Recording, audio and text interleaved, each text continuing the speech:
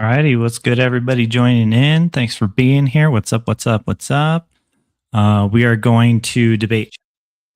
We're going to do another versus machine episode. And today we're going to do some debate on immigration. So give me just a second while I get things set up here. Got to make sure I got my chats.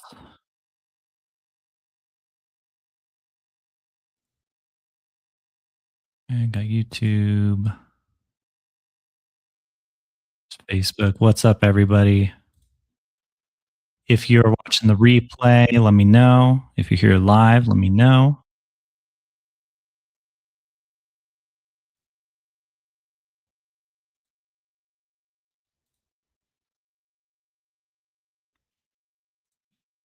All right, cool. All right, we're going to debate ChatGPT today on immigration. I might try something a little different today, like maybe ask it more questions, see if I can get it to defeat itself. Because a lot of the time, if you take the honest position in a debate, if you ask the right questions, you can pretty much get them to concede themselves. Let's see, let's do like this. I like that. Okay. All right, ChatGPT, next debate. My claim for this debate is going to be immigration is good for America.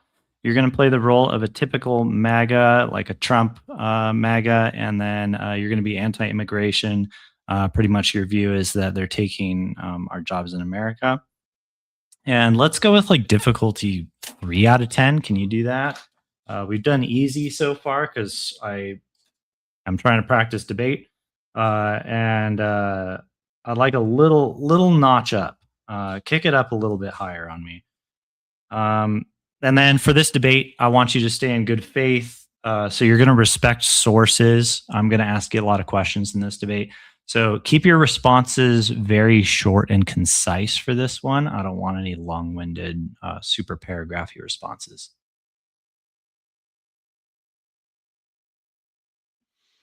Just like I gave, right?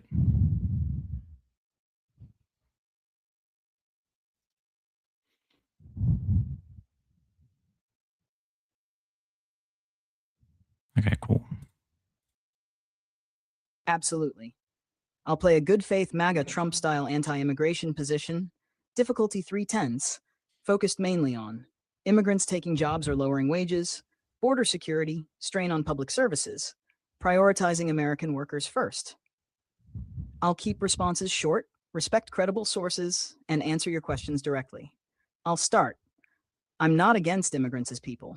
I'm against mass immigration that hurts American workers. When millions of people enter the labor market, especially low-wage workers, businesses get cheaper labor, and American citizens have less bargaining power. That's not compassion. That's corporate exploitation. Okay, and what's your justification that when millions of immigrants, we're going to say immigrants, not people, enter the labor market, that business gets cheaper labor and American citizens have less bargaining power? Are you saying that jobs go down, that available jobs go down?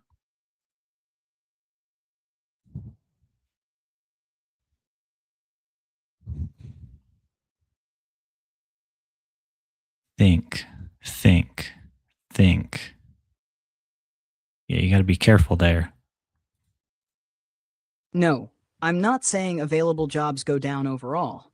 I'm saying when a large number of immigrants enter specific labor markets, especially lower wage sectors, the supply of workers goes up. When worker supply goes up, employers have less pressure to raise wages or improve conditions. So my claim is narrower. Immigration may grow the economy overall, but it can still hurt some American workers by increasing competition in the jobs they rely on. Okay, what percentage of American workers do you think that it's hurting with this competition? Just go questions. I have a theory that you don't need anything more than questions in a debate, especially if the opponent is respectful of evidence. If they just deny, that doesn't work because they'll just keep repeating themselves. But if you get a good debate partner, then You might be able I'll to keep just the win debate with voice, questions. but I'm going to ground the percentage carefully since that's a factual claim rather than just rhetoric. I'd estimate maybe 5 to 10% of American workers are directly hurt, mostly workers without a high school diploma, some service workers, construction laborers, teens, and prior immigrants. I'll admit the stronger evidence says the overall national effect is small, and the National Academy says the biggest negative wage effects are concentrated among prior immigrants and native-born high school dropouts, not most workers. But my argument is, even if it hurts only 5 to 10%, those are some of the most vulnerable American workers, and they matter. Could we make the argument that the competition incentivizes that 5 to 10% to increase their skills and hopefully eventually get higher skill labor jobs, things that require their brain a little more, that pay more, that bring more value to people? I think I would argue that it incentivizes that. The other thing that I would ask you is you're claiming that it hurts about 5 to 10% of American workers to have a lot of immigration come in to take the lower wage jobs, right? So let me ask you, what percentage of American workers are hurt by having no immigration? Let's say immigration was cut off completely and it just stopped, like today, full stop. How many Americans, percentage wise, in the nation would that hurt?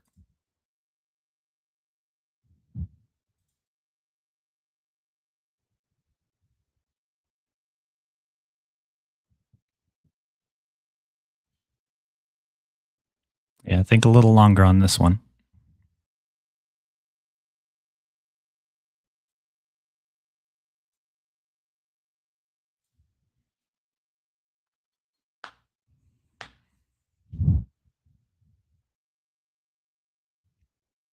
I'm gonna have to remind it to keep the responses short again, it looks like. Yes, you could make that argument. But my pushback would be, competition only incentivizes upskilling if people have a realistic path to upskill. A 48-year-old construction laborer with kids, bills, no savings, and weak schooling may not be able to just pivot into higher skill work. On your second question, if immigration stopped completely, I'd concede it would probably hurt more Americans overall than current immigration hurts. My best good faith estimate, directly hurt, maybe 10 to 20% of workers, especially in agriculture, construction, food service, elder care, hospitality, logistics, and businesses that rely on immigrant labor. Indirectly hurt, possibly a majority of Americans through higher prices, slower growth, fewer services, and more strain on programs funded by workers' taxpayers. CBO has projected higher immigration increases. So the reason I brought up the extreme is because I want to steel man the argument.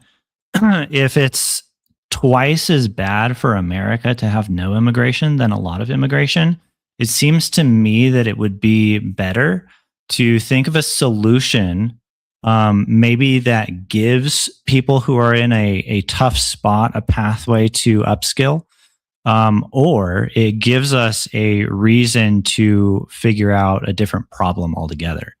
Not necessarily lower the immigration. I mean, we could try to find like what the optimal amount is, but the second we go in and try to engineer it, we're tampering with just people wanting to live their lives, right? Like people immigrate here to be with their family, or to escape oppressive governments and things like that.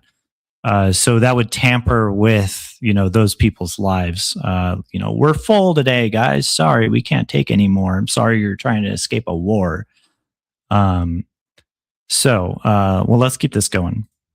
Okay, so it sounds like you're saying that no immigration is twice as bad as having a lot of immigration. Is that correct?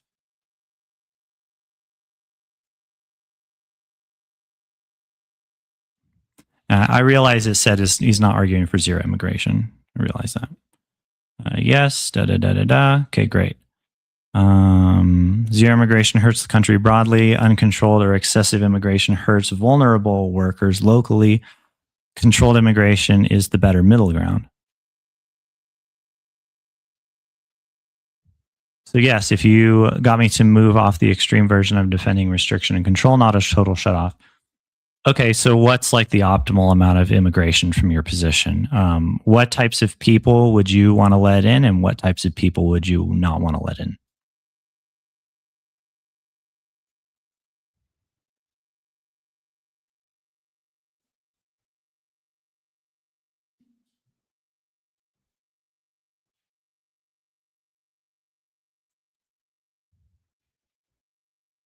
Isn't this what we already do?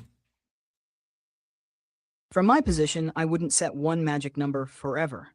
I'd want immigration tied to national interest and labor need, something like let in people with needed skills, doctors, engineers, tradespeople, agricultural workers, people filling real labor shortages, immediate family of citizens, legitimate refugees after strong vetting, If you're people who can MAGA, support I'm themselves or curious have if a you agree sponsor. with this. Like, if Do you're not let MAGA and in you're watching, people just let me entering know. Do you illegally, agree with this? people with serious criminal records, I wonder if people it's like tied to gangs, representing cartels, correctly. people making weak or fraudulent asylum claims, large-scale chain migration beyond immediate family, people likely to become dependent on public benefits. My basic rule would be, immigration should benefit America first, not just employers who want cheap labor or politicians who want new voters. Okay. Yeah. Again, if you're watching, like, and you're MAGA, I'm curious if you agree with these points. Just want to know if ChatGPT is actually representing you correctly or if it's not. Let's see. So we're going to. I think we agree with most of these. Let's see. Immediate family, yes. Da da da da da. Okay, so what would you say? You said not let in people entering illegally. What if the person enters legally but overstays a visa?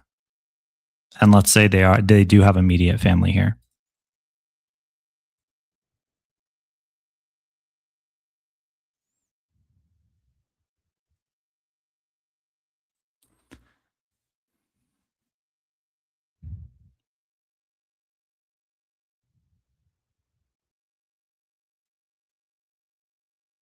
I'd treat that as less severe than sneaking across the border, but still a violation. From my position, overstaying a visa should not be ignored just because someone has family here. But I'd allow a case-by-case path if they have immediate family here, pass a background check, pay fines or penalties, prove they're not a public burden, follow a legal process from that point forward. I would not support instant amnesty. So my answer is, they shouldn't be treated like criminals automatically, Okay. but they also shouldn't get to skip the line without consequences. Okay. Well, it sounds like you already disagree with Trump's position because those people are being treated like criminals before they even go through due process. But I want to get a little bit more clarity here. You said you'd allow it if they have immediate family here, pass background check, which they would do if they came here on a visa originally. They already did that. The fines or penalties are obviously going to come during the legal process that they would go through. So let's say they prove that they're not a public burden. They go through the process, which, by the way, is unnecessarily long in America. And they do all this stuff. You'd be okay with them being here?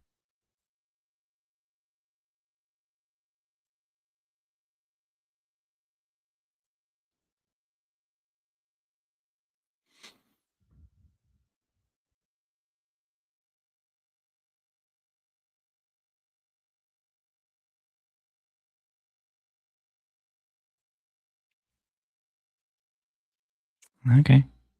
Yes, in that case, I'd be okay with them staying. I'd still say the overstay was wrong and should carry consequences. But if they entered legally, have immediate US family, pass vetting, pay penalties, prove financial stability, and complete the process, then deporting them would be excessive. So, yes, I'd concede that person should have a realistic legal path to stay.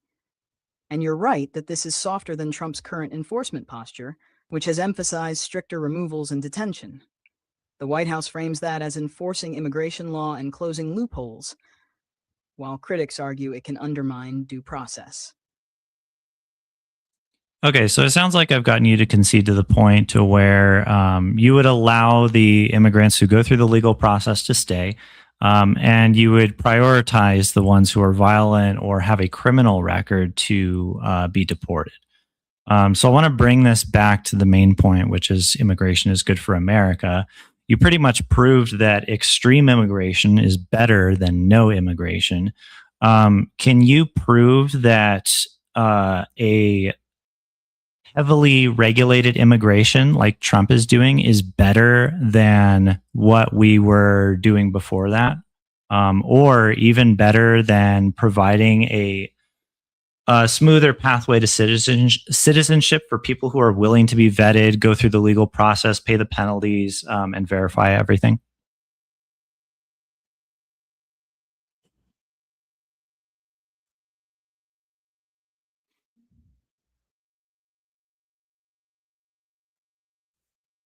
Just questions. Just questions.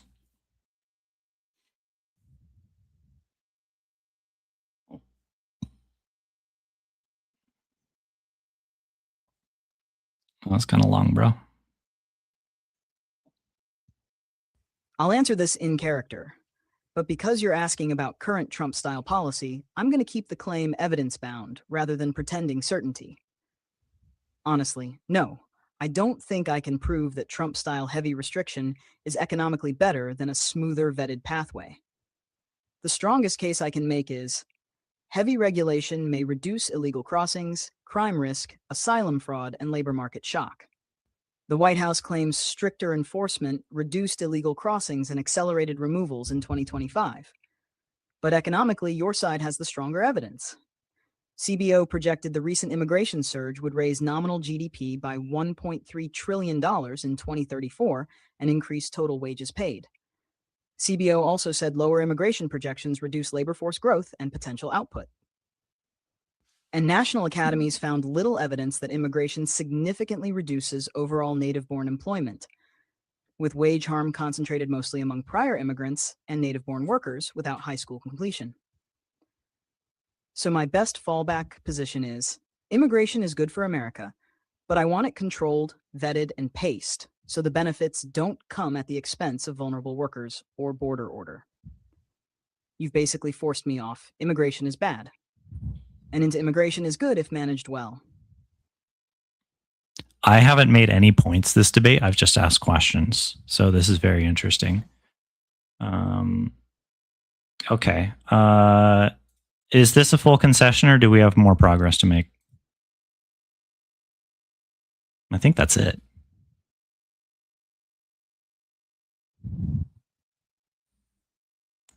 Yep.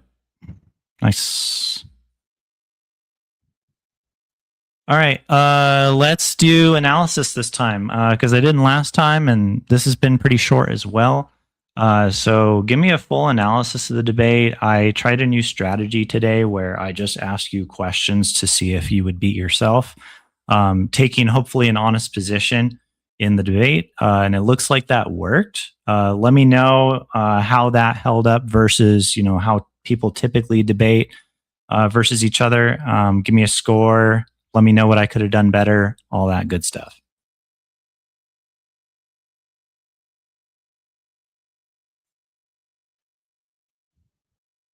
All that good stuff.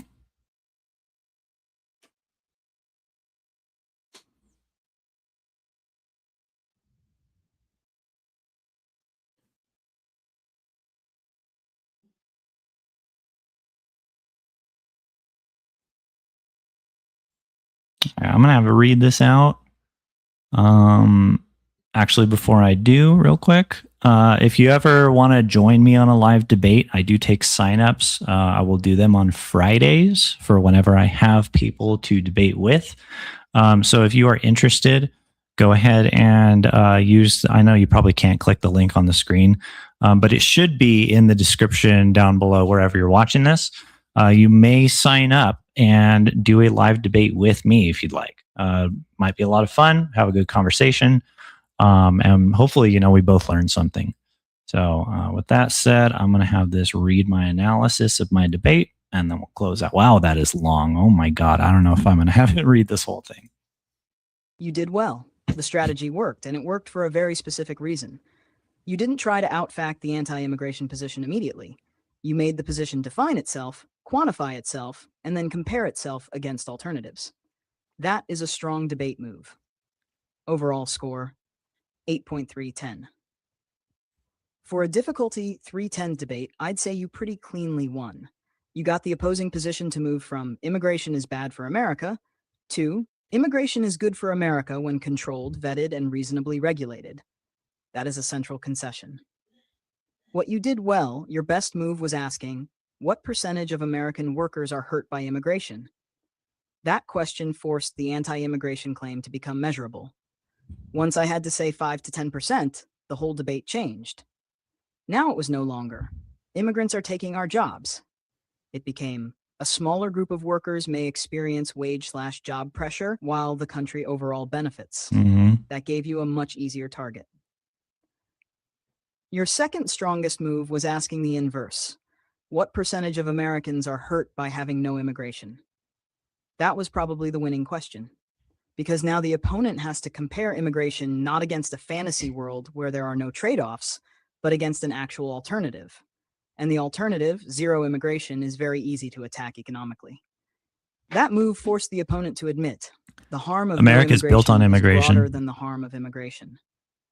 Once that happened, your main claim was almost won. Like literally everybody white here is an Your immigrant. question-only strategy. This held up well because you used what I'd call a funnel strategy. You started broad, are you saying jobs go down?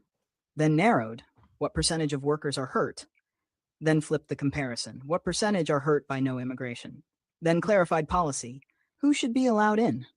Then forced consistency, what about visa overstays with family who go through the legal process? Then returned to the thesis. Can you prove heavy restriction is better than a smoother vetted pathway? That is exactly how good Socratic debate works. You let the opponent keep making reasonable adjustments until their It's really good original at position stroking your collapses. ego, isn't it? How this compares to typical debates. Most people debate immigration like this. Person A, immigrants take jobs. Yeah, Person, no, they don't. that's true. They grow the economy. Tell that to Americans who lost That jobs. is how people debate. You're racist. Yeah. You want open borders. Then nobody learns anything. Yeah. You avoided that trap. You didn't call the position racist. I've seen this You debate didn't many moralize times. This too early. exact, yeah. You didn't immediately drown the debate in studies. Nailed it. You asked the opponent to clarify what they actually meant. That is much more effective, especially with an audience watching. What you could have done better. Your biggest missed opportunity was not defining good for America at the beginning. Yeah, I did forget that. That phrase can mean several things. Good for GDP, good for wages, good for culture, good for I sort of let public services, GPT define it good for by national security, saying why it good for thinks American immigration is not citizens good for specifically, America, and it brought up good economy. morally, good long-term. A But stronger yeah, opening could have it's been, absolutely right about that. for this debate, when I say immigration is good for America, I mean that well-managed immigration produces a net benefit economically, culturally, demographically, and socially, even if there are localized trade-offs. Do you disagree? That would make the opponent attack your actual claim instead of drifting into illegal immigration, crime, or open borders. You also let me give the 5 to 10% estimate without pushing me hard enough on where that number came from. In a real debate, that would be worth challenging. You could have asked, is that 5 to 10% based on a specific study, or is that your estimate? Then, if it's only an estimate, would you Yeah, that's a agree good we should point. be careful about building national policy around it? That would have weakened the opposition earlier. Another place you could improve. When I admitted zero immigration is worse, you said, so no immigration is twice as bad as having a lot of immigration. That was directionally good, but slightly vulnerable. A sharper version would be, so you're conceding that immigration itself is not the problem. The real question is regulation and implementation, correct? That would have locked the concession more cleanly. The main weakness in your argument. You made a good point about competition incentivizing low-skill workers to upskill, but that argument is risky. It can sound a little dismissive of people who realistically cannot easily upskill. A MAGA debater could hit you hard there. So your answer to working-class Americans losing wage power is just learn to code? That would probably land emotionally with an audience. A better version would be, bro, just learn to code. I agree we shouldn't abandon those workers. But the solution shouldn't be to shut off immigration. It should be wage protections, job training, apprenticeships, enforcement against exploitative employers, and a smoother legal immigration system that prevents under-the-table labor abuse. That keeps compassion for vulnerable workers while defending immigration. What a stronger opponent would have done. A better anti-immigration debater would not have conceded as quickly. They would probably pivot to one of these. Cultural cohesion. Even if GDP goes up, too much immigration too fast weakens national identity. Public services, schools, hospitals, housing, and local governments can't absorb rapid population growth. Sovereignty. A country has the right to decide who enters, even if immigration has economic benefits. Crime security. Even if most immigrants are good, the cost of You letting don't in want to become an dangerous people ethno-state, though, is too high. like Israel. Distributional harm. GDP going up doesn't matter if the benefits go to corporations while working-class Americans take the hit. Against that stronger version, your best response would be, I'm not arguing for no borders or no standards. I'm arguing that immigration is net good when legal, vetted, and managed. So the question is not immigration versus no immigration. The question is whether we design the system well. That sentence is probably your strongest framing. Best moment of the debate. This was your strongest sequence.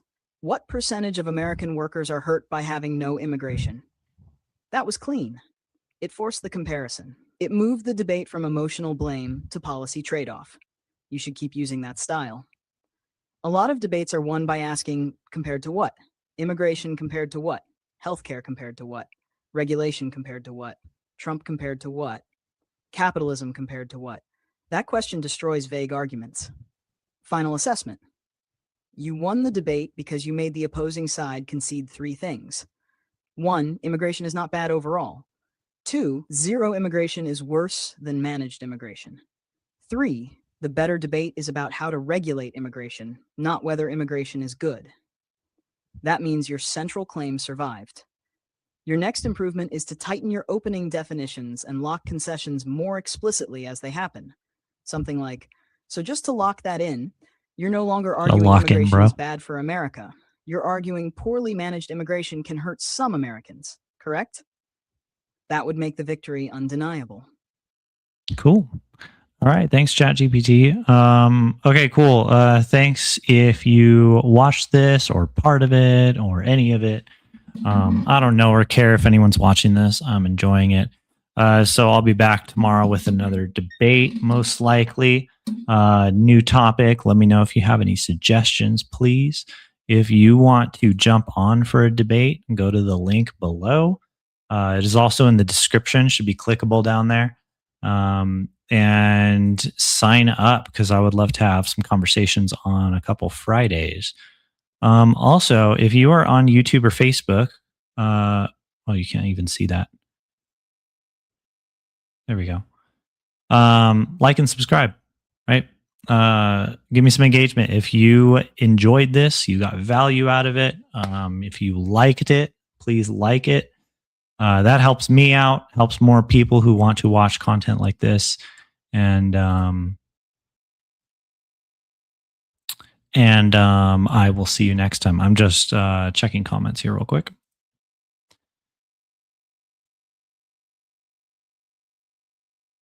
Dude, you need more friends, man. This is pathetic. Jack, do you do a live? I'm just curious. Do you? All right, y'all. Thanks for coming. Appreciate you. Drop a comment, leave a like, and I will see you next time. Peace out, my friends.